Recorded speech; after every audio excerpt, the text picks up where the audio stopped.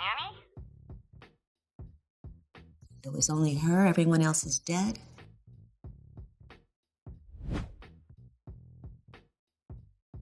A 26-year-old YouTuber made a horror movie for $750,000, shot it in 20 days, and right now it's at 148 million worldwide and still climbing. This doesn't happen anymore. Not in 2026, not in the IP-driven franchise landscape we've been living in, but Obsession just did it anyway. The film played at Toronto last September and it immediately started a bidding war. Focus Features and Blumhouse were fighting Neon and A24 for the rights, and Focus won with a $15 million acquisition price. That's already an enormous return on a movie that cost less than $1 million to make, and it hadn't even hit theaters yet. Pre-release tracking projected an $8 to $9 million opening. Obsession debuted to 17, landed in top 3 that weekend behind The Devil Wears Prada 2 and the Michael Jackson biopic, almost double what anyone expected. Then the second weekend happened. Horror movies usually drop, that's just how it works. Big opening, steep decline, but Obsession went up about 30% over its first weekend. Even Jason Blum called it unprecedented for a wide-release horror film at that scale. Third weekend, it went up again. 27 million, 13% higher than the weekend before. Digital release was planned for June 2nd, and they had to scrap it. They're now giving it a 45-day exclusive theatrical window. That's the kind of treatment reserved for Universal's biggest blockbusters. Sylvester Stallone wrote a script and studios wanted to buy it. He was offered up to $300,000 for the screenplay alone. There was just one condition: an established star would play Rocky. Stallone said no. He wanted to play the part himself. United Artists eventually agreed to make the movie with Stallone in the lead, but they were convinced it would be a disaster. They kept the budget under $1 million so they could limit their losses when it inevitably flopped. Production was 28 days. They were basically trying to get out of this thing as cheaply as possible. Rocky opened in limited release on December 3, 1976. It didn't reach #1 at the box office until its 9th week. Then the Oscar nominations came out in February 1977, and the movie surged again.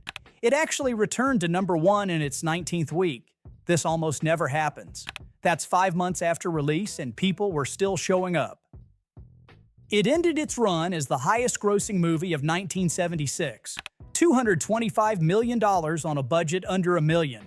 It won Best Picture and Best Director out of 10 nominations. What's even more insane is where Rocky sits in the timeline. It came out right between Jaws in 1975 and Star Wars in 1977, 2 movies that basically invented the modern blockbuster. And here's Rocky in the middle, making just as much on a fraction of the budget. They made this movie for somewhere between $40,000 and $60,000. About a week of shooting, improvised dialogue, minimal cast. And then it made $248 million worldwide. But the money isn't even the most interesting part. The marketing campaign is they spent about $25 million on it, and it was something else. A full year before the Blair Witch Project hit theaters, there was a website, blairwitch.com, and it didn't present the movie as a movie. It presented the story as a real missing persons case. There's fabricated police reports, interviews with fake family members, stuff like that. The whole thing was designed to make people believe this had actually happened. The site got 20 million page views before the film even opened. In 1999, that was massive. The actors' IMDb pages were temporarily listed as missing, presumed dead. There were missing person flyers posted across college campuses. The Sci-Fi Channel aired a fake documentary called Curse of the Blair Witch that sold the whole fiction as fact. That campaign became a Stanford Graduate School of Business case study. Nobody had ever done anything like this before. It was the first major viral marketing campaign in film history. I don't think stuff like this is even possible in 2026. They'd just get canceled or something. George Miller made Mad Max in Australia for about $400,000. Most people today know the franchise from Fury Road, but this is where it started. The movie made about $100 million worldwide, which is an insane return on that budget. But what's funny here is that almost none of that money came from America. Only about $8 million of that 100 was US box office.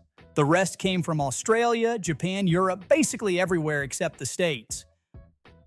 And there's a reason for that. When American International Pictures picked up the film for US distribution, they decided American audiences wouldn't be able to understand the Australian accents. So they dubbed the entire movie, every single line of dialogue re-recorded by American voice actors, including Mel Gibson. And of course it sucked. In fact, it sucked so much, George Miller said he'd never managed to watch that version all the way through. The real breakthrough in the States came with the sequel, The Road Warrior. They didn't even call it Mad Max 2 in North America because so few Americans had seen the original. Miller basically had to start the franchise over, from scratch. In early 1979, a director named Sean Cunningham placed a full-page ad in Variety magazine. The ad promised the most terrifying film ever made. There was a title, there was just one image, and that was it. They didn't even finish writing screenplay at that point. Cunningham was basically selling a movie that didn't exist. But the ad worked. It got enough industry attention that he was able to secure financing and actually make it. This was right after John Carpenter's Halloween had proven that low-budget slashers could make serious money. Cunningham shot Friday the 13th for something like $550,000. When the film was finished, a bidding war broke out. Paramount, Warner Brothers, and United Artists all wanted it. Paramount won. They paid $1.5 million for domestic distribution rights. It was more than double what the movie cost to make. An executive at Paramount said that the minute they saw it, they knew they had a hit. This was a big deal. Friday the 13th became the first independent slasher ever acquired by a major Hollywood studio.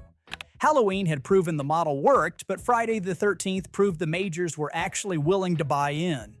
The film opened in May 1980 and made almost $40 million domestic, nearly $60 million worldwide. It was Paramount's second highest grossing film of the year. 4 years before Star Wars, George Lucas made a coming-of-age movie about teenagers cruising around California in the early 60s. He and Francis Ford Coppola took it to every major studio in Hollywood, and every single one of them said no. Universal finally agreed to finance it, but they weren't happy about it. They gave Lucas about $700,000 and a 28-day shooting schedule. Almost the entire film was shot at night with a tiny crew made up largely of film students. When the film was finished, Universal executives watched it and hated what they saw. They told Lucas they were going to re-edit his cut. This is where Coppola stepped in. The Godfather had just won Best Picture at the Oscars, so Coppola had some leverage. He offered to buy American Graffiti outright from Universal just to save Lucas's cut. Fox and Paramount wanted it too. Universal refused to sell and forced Lucas to cut about 4 minutes anyway. They wanted to release the whole thing as a television movie instead of giving it a theatrical run. What changed their minds was internal word of mouth. Employees at the studio who had seen the film kept talking about how good it was. Universal eventually gave it a limited theatrical release, spent about $500,000 on promotion, and watched it become the third highest grossing picture of the year. It ended up earning over $200 million. The original cut of Paranormal Activity was made for $15,000. After it played at Screamfest in 2007, DreamWorks got interested, and Spielberg took a copy home to watch. And apparently it scared him so badly he thought it was haunted. DreamWorks wanted to remake the whole thing with a real budget and keep the original version as a DVD extra. But then they did a test screening and people started walking out halfway through. At first, the studio thought this was a disaster. The movie's bombing, people can't even sit through it. But then someone realized what was actually going on. These people weren't walking out because the movie was bad on its own. They were walking out because they were too scared to keep watching. So DreamWorks scrapped the remake idea. Spielberg suggested a new ending, and they added that for about $200,000. Then Paramount acquired DreamWorks, and the release got delayed by about a year because of internal corporate friction. When it finally came out, Paramount did something clever. Instead of opening it wide with a big marketing push, they started with midnight screenings in 13 college towns. They set up a website where people could demand the film come to their city. The more demands a city got, the more likely Paramount would bring the movie there. This cost almost nothing and generated massive free press. It expanded from those initial markets to a wide release in October 2009 and finished with $107 million domestic, $85 million international. Bruce Lee had been trying to break into Hollywood for years. He'd starred in The Green Hornet in the 60s, but after that, studios kept passing on him. He couldn't get a lead role in an American production no matter what he did. So Lee went to Hong Kong and made 3 films for a company called Golden Harvest. All 3 were massive hits. Warner Brothers finally took notice and decided to co-finance a project with Golden Harvest. So Enter the Dragon became the first Chinese martial arts film ever produced by a major Hollywood studio. They got it made for about $850,000. The Hong Kong premiere was July 26, 1973. Bruce Lee had died 6 days earlier. He was 32 years old. The U.S. premiere was August 19th. During the first 7 weeks in America, the film made $3 million. In London, it played 3 West End cinemas simultaneously for 5 weeks straight. Lee's death had been all over the news, and everyone wanted to see his final film.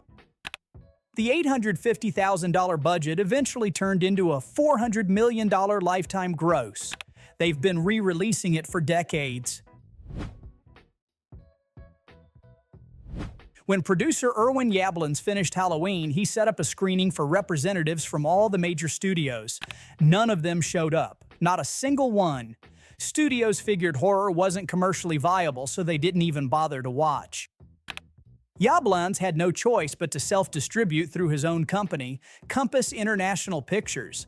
The film had virtually no advertising budget. He couldn't afford to open wide, so he picked just one theater in Kansas City. The first weekend, the movie made somewhere between $200 and $400 per screen.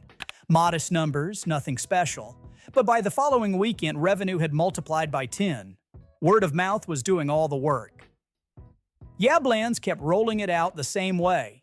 Kansas City to Chicago, Chicago to bigger markets. Instead of the normal pattern where a film opens big and drops off, Halloween did the opposite.